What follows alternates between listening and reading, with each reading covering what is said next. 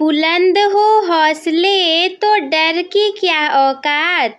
जब बुलंद हो हौसले तो डर की क्या औकात, और जब ले ही लिया फैसला तो पीछे हटने की क्या बात। हेलो मेरे डियर स्टूडेंट, स्वागत है आप सभी का हमारे दहाड़ 1.2 बैच के आज के इस सीरीज में। आज मैं आप लोग को बताने वाली हूँ कक्षा 10 हिंदी में जो चैप्टर है हमारा ईर्ष्या तू न गई मेरे मन से। कितना इंटरेस्टिंग नाम ही देखो इसका, कितना ज़्यादा इंटरेस्टिंग है। और इस पार्ट की आज हम करेंगे संपूर्ण व्याख्या। तो इस चैप्टर की संपूर्ण व्याख्या जानने के लिए बने रहिएगा वीडियो में लास्ट तक। तो चलिए शुरू करते हैं। चैप्टर का नाम हमारे है कि ईर्ष्या तू न गई मेरे मन से। ईर्ष्या मतलब आप समझते हैं, किसी के प्रति जलन की भावना, द्वेष की भावना, उसके प्रति गुस्सा करना। किसी से हम परेशान रहेंगे, दुखी रहेंगे तो हम उसकी बुराई करने लग जाते हैं, उसे हम कहते हैं ईर्ष्या। और चैप्टर का नाम कितना इंटरेस्टिंग है कि ईर्ष्या तू न गई मेरे मन से, कि अरे ईर्ष्या तू तो मेरे मन से गई ही नहीं।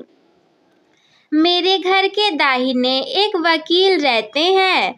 सपोज करके चलो, मान लो कि मैं आगे तो बताऊंगी ही, पर आप सपोज करके चलो कि मेरे घर के दाहिने में एक वकील रहते हैं जो कि खाने पीने में अच्छे हैं, दोस्तों को भी खूब खिलाते हैं और सभी सोसाइटियों में भी काफ़ी भाग लेते हैं, सभा सोसाइटियों में भी काफ़ी भाग लेते हैं।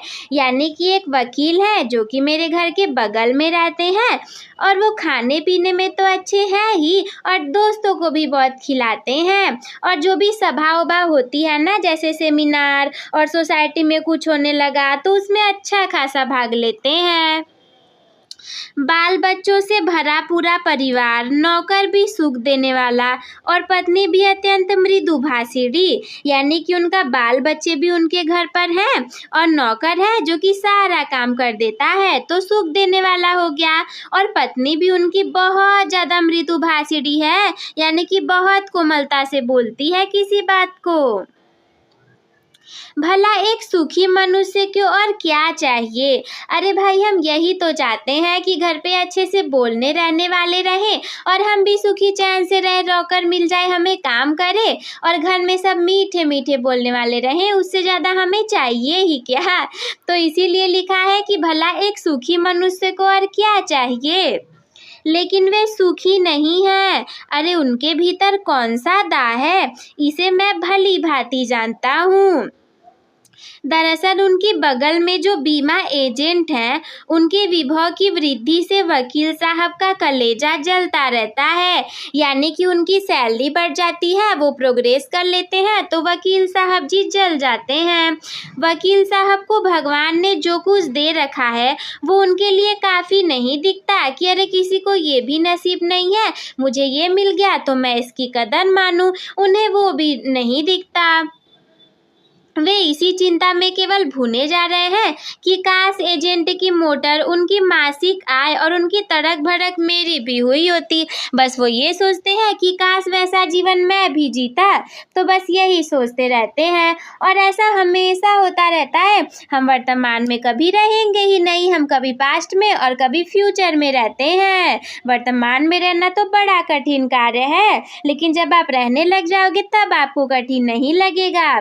ईर्ष्या का यही अनोखा वरदान है। जिस मनुष्य के हृदय में ईर्ष्या घर बना लेती है, वो उन चीज़ों से आनंद नहीं उठाता जो उसके पास मौजूद है, बल्कि उन वस्तुओं से दुख उठाता है जो कि दूसरों के पास है। देखो, अगर कोई किसी के प्रति दुखी रहेगा, ईर्ष्यालु रहेगा, तो उसके घर में ना, मतलब उसके हृदय में, मन में ईर्ष्या घर बना लेगी। उसके पास जितनी चीज़ें रहेंगी वो उससे कभी सुखी ही नहीं रहेगा। वो केवल सोचेगा अरे मेरे पास तो ये नहीं है, वो नहीं है, वो चीज़ तो दूसरों के पास है। वो अपनी तुलना दूसरों के साथ करने लगेगा और इस तुलना में अपने पक्ष के सभी अभाव उसके हृदय पर दंश मारते रहते हैं। दंश के इस दाह को भोगना कोई अच्छी बात नहीं है, मगर ईर्ष्यालु मनुष्य करे भी तो क्या करे। आदत से लाचार होकर के उसे ये वेदना भोगनी पड़ती है कि आखिर हम करे तो करे क्या, आखिर उन्हें बुराई तो जरूर दूसरे की करनी पड़ जाएगी। एक उपवन को पा करके भगवान को धन्यवाद देते हुए उसका आनंद नहीं लेना और बराबर केवल इसी चिंता में निमग्न रहना कि इससे भी बड़ा उपवन क्यों नहीं मिला। ये नहीं सोचते कि मेरे पास क्या क्या है, मैं इसका क्या कर सकता हूँ। They will only think that अरे इससे बड़ा मुझे उपवन क्यों नहीं मिला।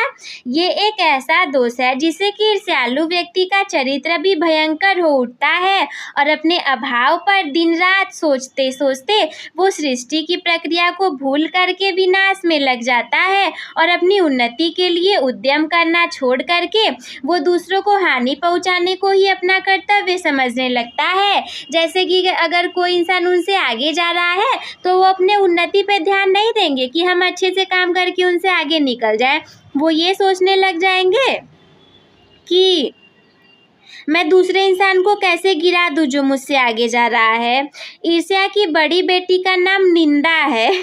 अब बुराई भी आ गई। जो व्यक्ति ईर्ष्यालु होता है वही बुरे किस्म का निंदक भी होता है। दूसरों की निंदा तो वो इसलिए करता है कि इसी प्रकार दूसरे लोग जनता अथवा मित्रों की आंखों से गिर जाएंगे और जो स्थान रिक्त होगा उस पे मैं अनायास ही बैठा दिया जाऊंगा।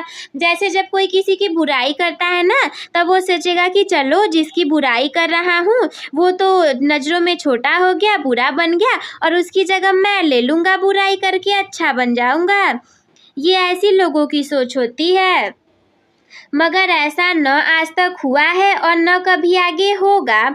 दूसरों को गिराने की कोशिश तो अपनों को बढ़ाने की कोशिश नहीं कही जा सकती। अगर तुम किसी को गिरा रहे हो तो क्या कन्फर्म है कि वो गिर गया तो तुम उठ जाओगे? नहीं, क्या पता वो गिर तो गया पर तुम उठ नहीं पाए। इसीलिए कहते हैं कि दूसरों को गिराने की कोशिश अपने को बढ़ाने की कोशिश नहीं कही जा सकती।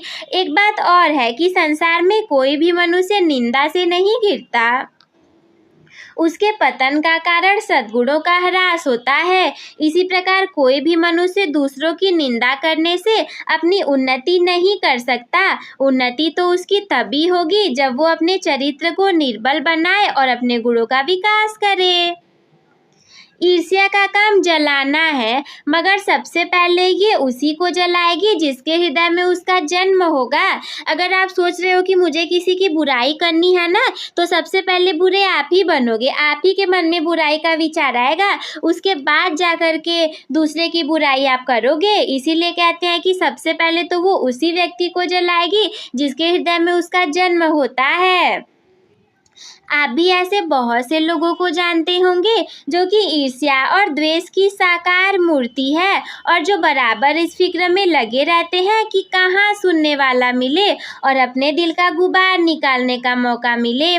श्रोता मिलते ही जैसे ही कोई सुनने वाला मिला उनका ग्रामोफोन बजने लग जाएगा और वे बड़ी ही होशियारी के साथ एक एक कांड एक एक ढंग से सुनाने लग जाएंगे, मानो जैसे विश्व कल्याण को छोड़ करके उनका और कोई ध्येय नहीं हो कि बस ये तो सबका कल्याण ही करना चाहते हैं, बस इनकी बुराइयां आप सुन लो। अगर जरा उनके अपने इतिहास को देखिए और समझने की कोशिश कीजिए ना तो जब से उन्होंने इस सुकर्म का आरंभ किया है तब से वे अपने क्षेत्र में आगे बढ़े हैं या पीछे हटे हैं। ये भी कि वे निंदा करने में समय या शक्ति का अपव्यय नहीं करते तो आज इनका स्थान कहाँ होता। आप सोचो कि अगर आप किसी की बुराई कर रहे हो तो क्या केवल इसी की बुराई हो रही है? नहीं, आप खुद ही गिरते जा रहे हो। और अगर आप ऐसा नहीं किए होते तो सोचो आज आपका स्थान कहाँ पर होता। चिंता को लोग चीता कहते हैं। जिसे किसी प्रचंड चिंता ने पकड़ लिया है उस बेचारे की जिंदगी ही खराब हो जाती है। किंतु ईर्ष्या शायद चिंता से भी बदतर चीज है क्योंकि वो मनुष्य के मौलिक गुणों को ही कुंठित बना डालती है। अरे मृत्यु की बात करें तो मृत्यु तो शायद फिर भी श्रेष्ठ हो जाएगी, बनिस्बत इसके कि हमें अपने दुर्गुणों को कुंठित बना करके जीना पड़े। चिंता दग्ध व्यक्ति समाज की दया का पात्र है, किंतु ईर्ष्या से जला भुना आदमी जहर की एक लचीली फिरती गठरी के समान है जो कि हर जगह वायु को दूषित करती फिरती है।